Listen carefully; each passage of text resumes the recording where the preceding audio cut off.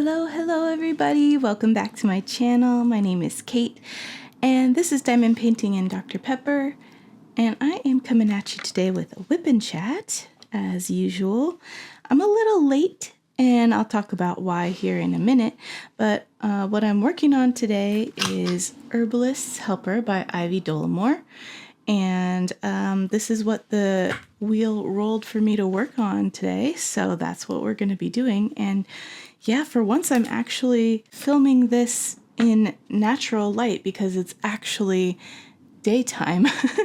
And I almost always film these in the evening, so this will be new and different. Hopefully there's not too much shadow going on because of, the natural lighting, but I guess we'll see. I'm also trying a new angle that isn't so top down.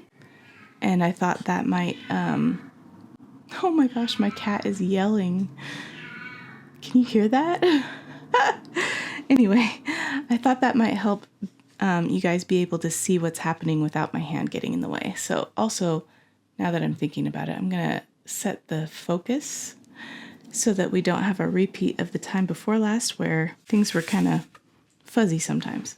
Okay, so this video is gonna go up a bit late. I almost always post my videos on Sunday at noon, but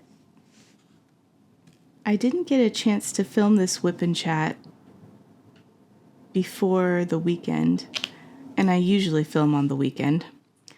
But this weekend was my youngest's birthday.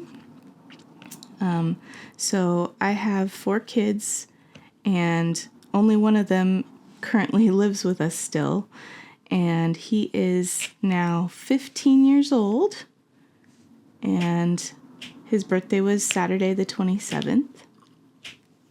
So, my older 2 kids who live about an hour away came for the weekend. Well, they came for one night, Friday night, to help celebrate Casey's birthday. And so I didn't get a chance to film this WIP Chat until today is Sunday when I usually post. So I apologize for the lateness, but couldn't be helped. I've actually had someone ask me, be kind of confused as I'm doing my WIP Chats and talking about my family and kids and stuff about the ages of everyone. So I thought I could talk a little bit about that today, so that you guys know my background a little bit more. I usually just talk about stuff that's currently happening in the present, but I figured, in case you guys are curious, like the other person was, I'd talk a little bit about like my family makeup and how old everyone is and all that stuff. So like I said, my youngest just turned 15 and he is the only child that I share with my current husband. And then I have 2 older kids from my first marriage. So when I was 19 is when I got married the first time. We had been dating for 4 years at that point, so it was a long-term relationship, but it was also my first relationship. And we got married when I was 19, and we had my first daughter, Sam, when I was 21. So I was pretty young. My mom actually had me when she was 21 too, so just kind of carried on the tradition, I guess. Sam is currently 21, which makes me 42. For another month. My birthday's coming up soon. But she will not be carrying on the have a baby when you're 21 tradition, which I am fully on board with. It seems so young now that I have a 21-year-old. But at the time when I was 21, I was so ready I have wanted kids.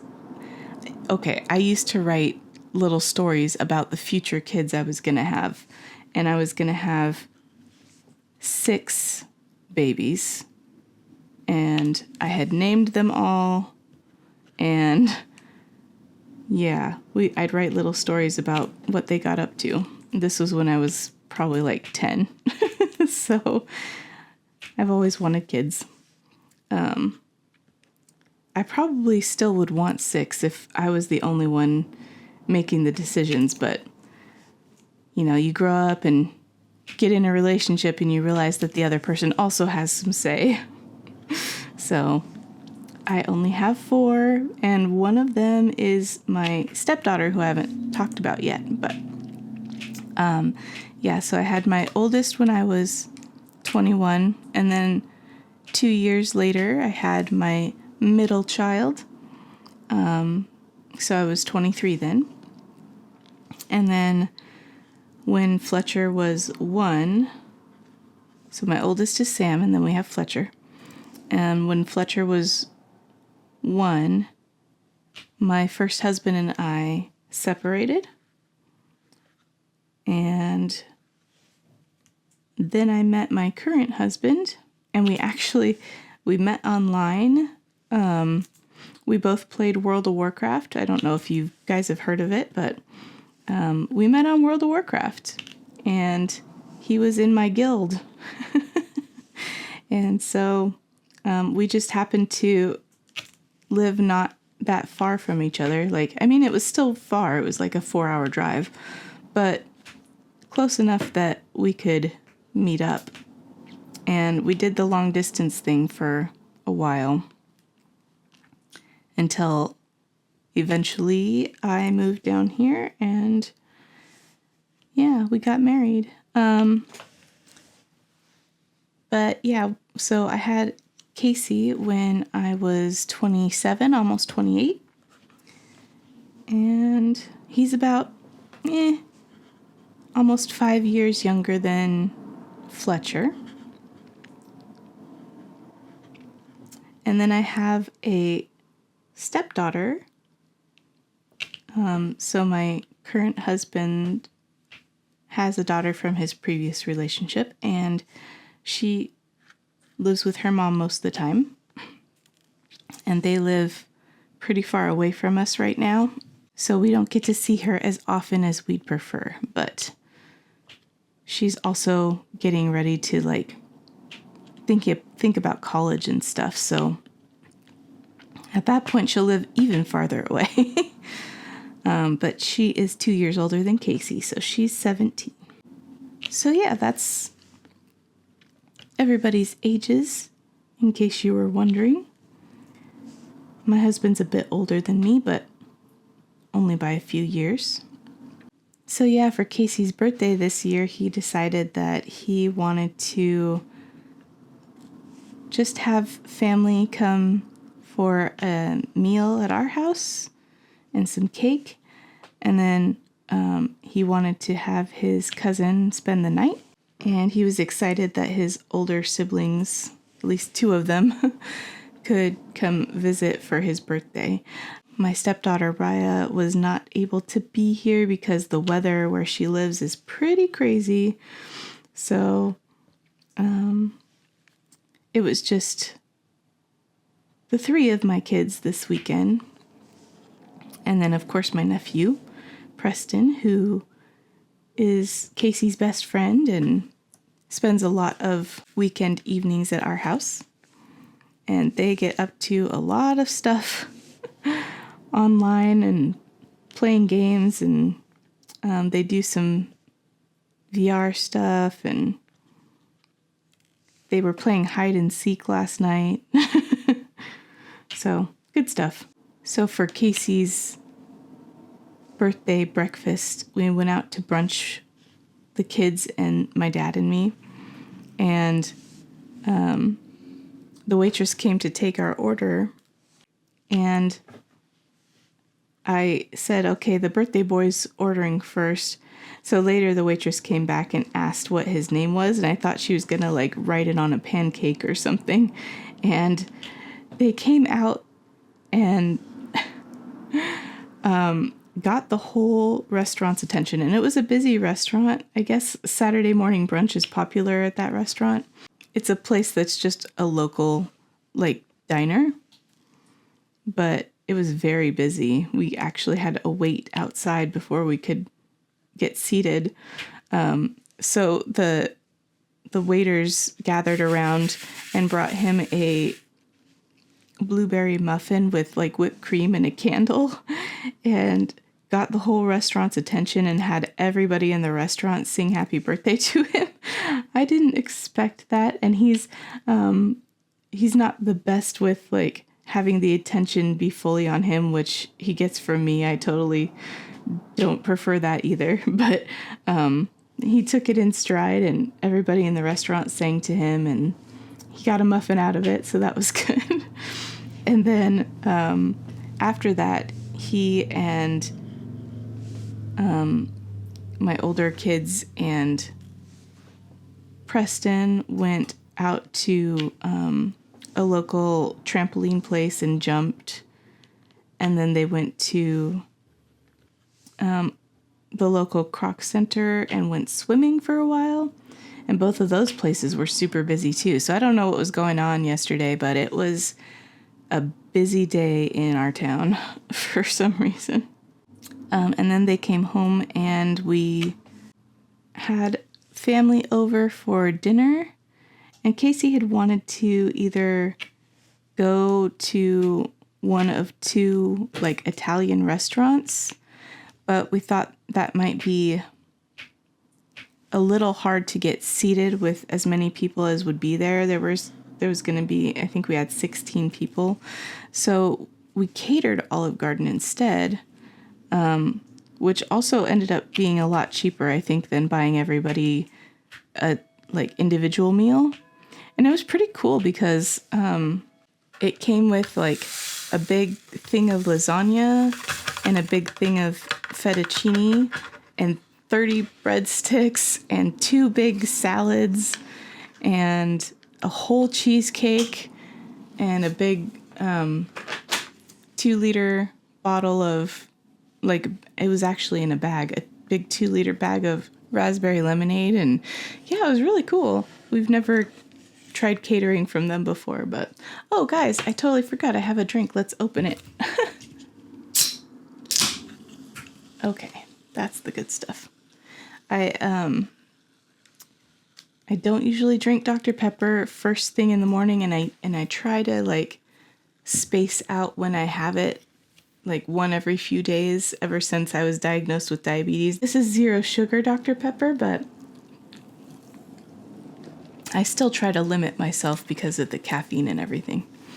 Anyway, since it's a WIP Chat that's not happening at 2 in the morning this time, I figured I could actually open a Dr. Pepper like I used to do. So anyway, we had family over and we ate Olive Garden, and Casey opened his presents. He got a lot of books and a lot of gift certificates to Barnes & Noble, so he is a happy camper. And he got a tumbler that was custom made for him that had a snake on it that was purple, which is his favorite color. So he was really excited about that. He filled it up with water immediately and started drinking out of it. He was excited. And yeah, we just had a nice time, and then Preston spent the night, and the older kids went home last night because Fletcher had to work today and stuff. So now it's Sunday, and I actually have time to sit down and film this WIP Chat. Anyway, how was your week? I hope you guys had a nice one, and that weather wasn't too crazy, and that you got some crafting done in your spare time. I had so much fun when the kids were visiting. We had some time on Friday night when they got here to play a few games that they brought, because my oldest and her boyfriend Adrian, they kind of collect like board games and stuff. So they brought a couple new ones that we hadn't played before. So we tried one that was called Tinderbox. And it's interesting because it's kind of like a reverse Jenga. You're building a campfire.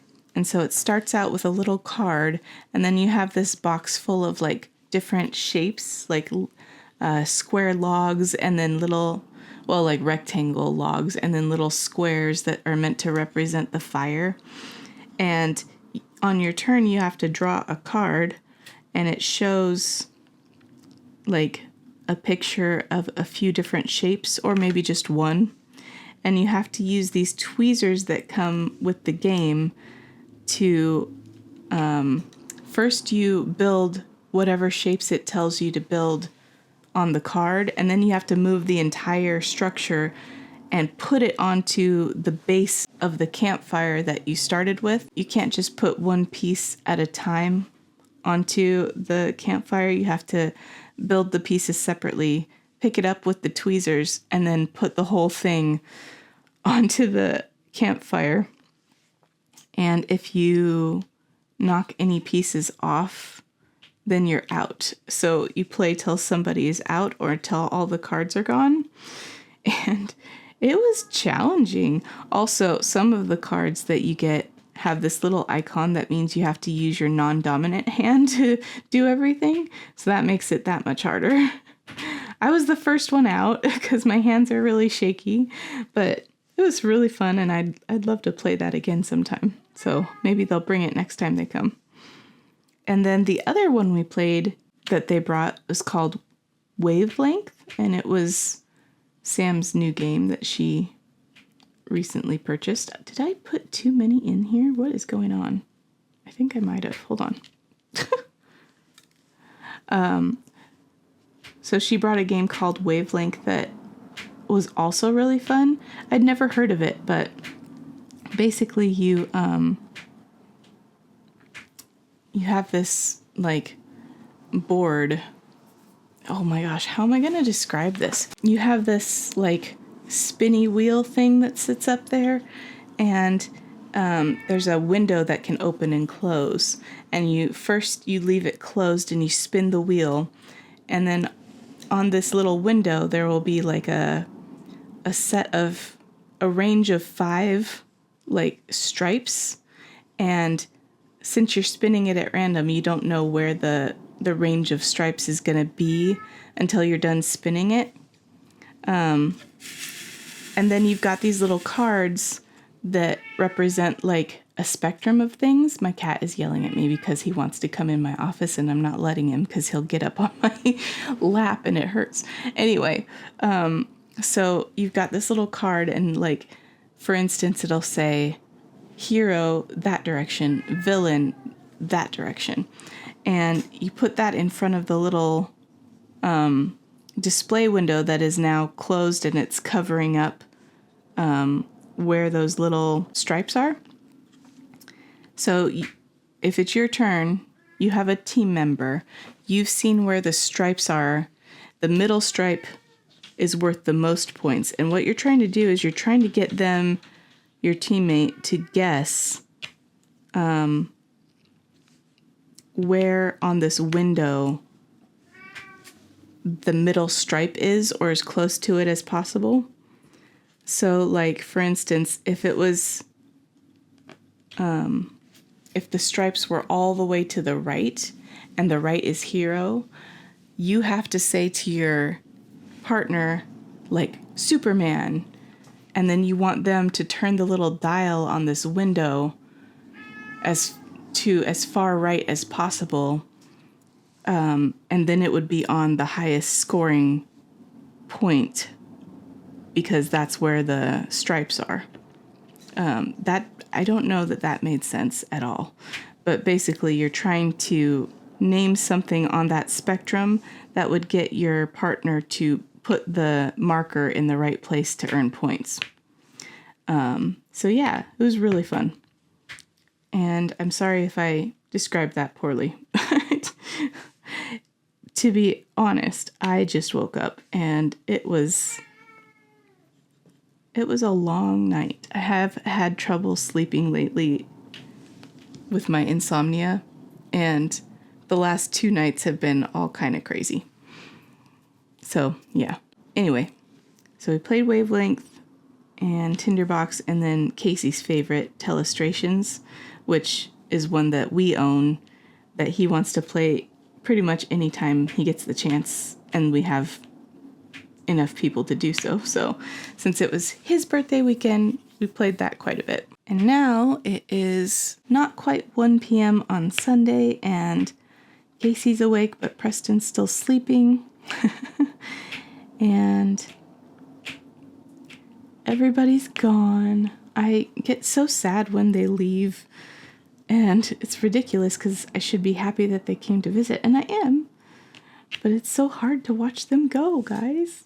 I spend a lot of time adjusting my drills when I'm doing round kits because for some reason I want to use this huge, I think this is the 12 placer from Diamond Art Club, and it does help things go faster, but it also means that I need to because I kind of cram them together to get them as many as possible on the placer, then I have to spread them out a little bit once I put them down. And I do try to start at one end and reach, but then they still don't quite fully make the mark because there's just too many of them on the placer to stretch that far. So for Casey's birthday, I got him the entire set of books in the Skyward series by Brandon Sanderson, which I just recently finished. And I think I talked about it on here a couple weeks ago. But it is technically it's a 7-book set, although 3 of those are novellas. And now they have those all kind of combined into one paperback when you order it. So there's Skyward, which is book 1, and Starsight, I think, is book 2. And then I guess you can kind of decide where you want to read the 3 novellas. So you could read them after book 2 or book 3, but you should read them before the last book. But there's 3 novellas that kind of explore what the characters other than the main character are doing in the series while the main character is off on other missions. And this is a young adult sci-fi series. So it's not Casey's usual genre. He's more of a fantasy kid. But I really think he'll like these books. So we'll see if he reads them. Because he did get a couple other books, so he might decide to read those first. But anyway, you've got those 3 novellas, and then the 3rd book is called Cytonic, and the 4th book is called Defiant. And yeah, it's a really good young adult series that I thoroughly enjoyed because, as I mentioned when I talked about it a couple weeks ago, it's got a lot of fantasy elements to it, and the character development is really good. And as much as I love plot in stories, I really need to connect with the characters to be able to enjoy books. So I guess that would make me more of a character reader. So I really enjoyed these. And yeah, we'll see if he does too. So I guess speaking of books, where am I with my reading? Well, I finished Crescent City Book 2, which I think I called House of Sky and Wind in my last WIP Chat. It's actually called House of Sky and Breath. So that was great job, me.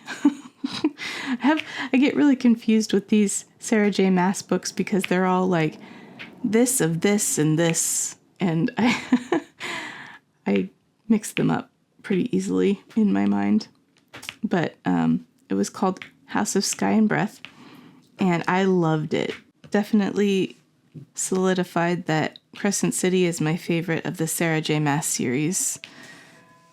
And I'm sad that I left it till last to read because it was really hard to get into some of the other books in some of her other series, and for some reason these ones just like resonate with me, and I have no trouble getting into them. But yeah, I finished that, I think on like the 22nd, so I don't think I talked about finishing it in my last WIP Chat, but it was kind of an explosive ending that I managed not to get spoiled anywhere online for, even though the book's been out for like a year, and it was definitely like a big ending in the fandom. So I won't even talk about anything that could be spoilery here, because if you do decide to read it, it is so rewarding to get to that point and not have been spoiled for it. So, but the third book is coming out. At this point, it's coming out in 2 days. So I haven't known what to do as far as reading the past few days, because I don't really want to start a whole new book that's going to take me a little while to read and then have to set it aside in order to start Crescent City 3, because I'm going to read that as soon as it is released. So I haven't been reading anything really. I've been watching YouTube videos while I diamond paint. Although the other night I did need something to read or listen to just finish up the last bit of a section I was working on. And there was nothing on YouTube that I was interested in watching at the time. So I looked around in my Audible library, because sometimes I download like free Audible originals, and apparently I had downloaded this one that was called Refresh, and it's kind of like a sci-fi-ish really short story. It was only 34 minutes long without me listening to it on double speed. So I listened to that, and it was about, it's by Salim Lamel, Salim Lamel, and it's about sometime in the near future where augmented reality has been advanced to the point where people can get like contact lenses to put on their eyes that have this augmented reality capability. And the new hip thing is, it's funny, in the story it says it started with OnlyFans, and then it like gave everybody the idea for this. But basically, like on your social media account, you can use these augmented reality contacts to record your life experiences, and then you can put them up on your social media, and people can subscribe to you, and they pay for like some of your milestone memories, and they can then go in and watch them as if they were you. Which, if you've read Ready Player 2, I got some echoes from that, although Ready Player 2 did it a little bit differently. But it was interesting. It's like, if you could think of right now your favorite social media influencers, and you could like join their Patreon or whatever, but then get to live moments in their life as if you were them with these augmented reality things. It's really kind of interesting.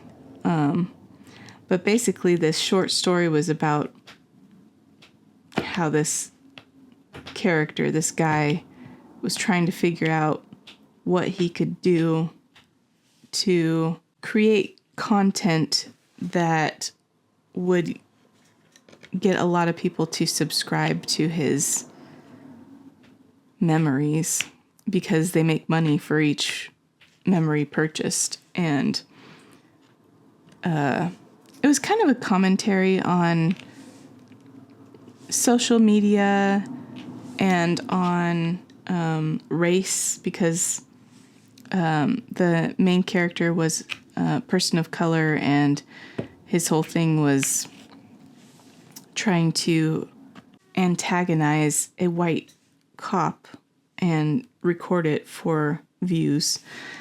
But it was one of those things where it's like a dystopia where it's saying that this technology that we're coming up on is only going to be bad for society and stuff. And I kind of like, it seems like I'm a big fan of like VR and I'm really interested in technology and how technology advances. And it's kind of disheartening that every time there's a story about what people think the future of VR or AR technology is going to be, it's always some dystopian, like pessimistic view of what that's going to do to society. And that's why I talked about last week how I have been in the mood to write lately. Well, the book series that I want to write has to do with like future technology, except in my book, it actually saves the human race instead of damning it, I guess. But anyway, as someone who is really excited about technology and the future of VR and stuff like that, it's just sad to read all these things that have such a dour outlook on what it's going to do to the world. I mean, it's probably more realistic, I don't know, but I feel like as someone who grew up watching like Star Trek, part of me wants to have the view that humans are going to eventually figure out how to work with the world in a way that's not harmful. And yeah, I just wish more stories would like kind of throw that out there as an option. I don't know if you guys have ever seen Tomorrowland. I really like that movie, but the wolf that wins is the wolf you feed, and it seems like we're only feeding the dystopian wolf with a lot of our stories. So that's a bit of a downer. But anyway, it was a fun little story, and on Goodreads, when I wrote down that I read that one, it counted it as one of my books for my yearly goal, which is kind of funny because, like I said, it was only a half an hour long to like listen to on Audible, and so I feel almost like I was cheating to put that one down. But I mean, technically it's a book I read, so I don't know. Anyway, I am at 4 books read for the year out of my 20 book goal, and now I'm thinking I probably should have set my goal a little bit higher, but this is my first year ever setting a goal of how many books to read on Goodreads, so I was okay with like setting it conservatively and seeing how it went, because maybe it'll slow down later in the year, I don't know. Like I said, I tend to go in cycles of where my interests are and what I want to do from time to time, so maybe I will be reading less later in the year, who knows. But now I'm back to not having anything to listen to until Tuesday, so I only need to make it 2 more days till the book comes out. And then I'll want to be listening to it as much as I can, because I have a feeling it's going to be really hard to avoid spoilers because people are so excited for this book. So yeah, I want to get that read before I manage to spoil anything for myself. Anyway, guys, I am close to finished with this section, but I think I'm going to leave it there for today because I'm a bit late to get this up and I want to get it edited and out for you. And I have pretty much talked about everything that happened this week. So I will catch you guys next week with my next video. Thanks so much for being here. Be sure to leave a like if you enjoyed, and I will see you in the next one. Bye, everybody.